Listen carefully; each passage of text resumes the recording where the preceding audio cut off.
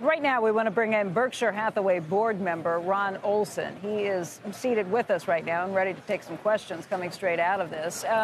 Ron, look, this was a pretty Berkshire intense series of questions that shareholders sent in, just really getting to the heart of how Berkshire operates. And I think in a post-Charlie world and eventually post-Warren, I think there were very pointed questions that came from shareholders on those questions. You're on the board. You discuss this all the time. What were you thinking? I was thinking how smart our shareholders are. The questions were right on. I mean, these are the questions I guess I would say that the board has asked and want to ask. And they've sharpened every year, the commitment of these shareholders, their ownership, adds to the value of the company. And I thought that's what came out of today's discussion. And Warren and Greg and Ajit's answers have been sensational. Do we miss Charlie? Absolutely. You know, nobody's going to have quips like that like the movie reviewed. Yeah. But the substance was, I think, better than ever. It was just great. And just actually, we haven't mentioned it here yet, just about the way that Warren kind of characterized this as the company that Charlie designed, he being the architect. First of all, incredibly generous for somebody in Warren's position to essentially give that kind of credit. But I guess it also suggests, because of all the questions are about what are you going to do to make sure this place stays the same as it is, it shows you that it's not like there's any big problems or challenges that the next person seems to have except for preserving it. Well, I think, yes, stay the same as it is in the fundamental culture. The structure, yeah. But he also has underscored that Greg, Ajit, the next group of leaders of this company are going to be their own people, and they're going to make judgments that they have been empowered to make. And will they be different than Warren and Charlie? Perhaps. But they will all, in the end, have a base of the fundamental culture that this is a company owned by people who have an ownership interest. It's a company that wants to be around forever. And we want to have the opportunity to take advantage of the special advantages we have, such as $180 billion of cash. I could go on and on about the culture, but these, Ajit, Greg, they own the culture as much as Warren has.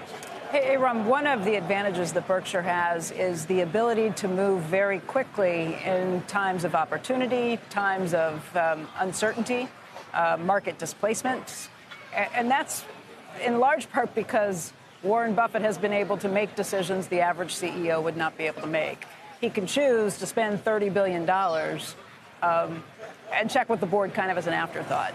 Will Greg have that ability to move so quickly in times of chaos or in times of opportunity? The board is as much aware of what Warren's ability to move quickly has made, how it's made the company unique and better.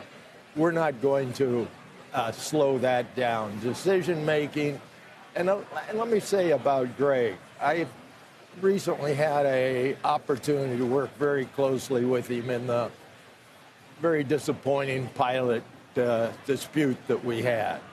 This is a person who is strategic, who has the ability to make quick and solid judgments. And the board wants him to make those.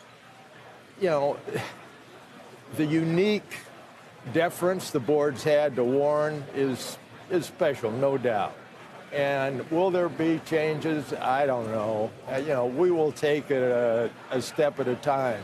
But getting in the way of quick decisions, And, you know, from my perspective, we want quick lawyering. We had that last deal with Allegheny put together in 10 days. And that's the way Berkshire operates. It's not complicated. It's simple. You mentioned, the deference that the board does pay to Warren.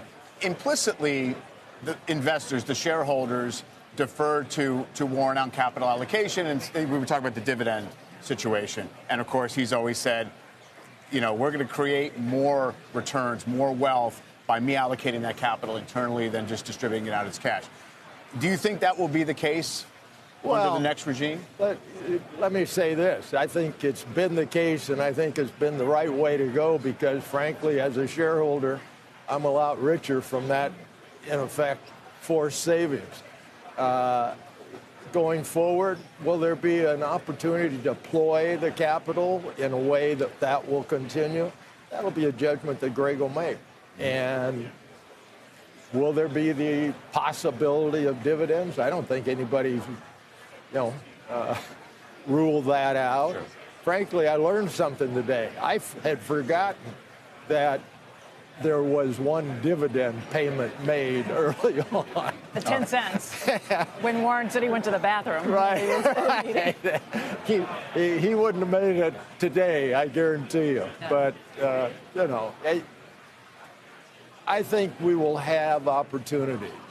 But as Warren and Charlie have demonstrated, patience is an incredible asset.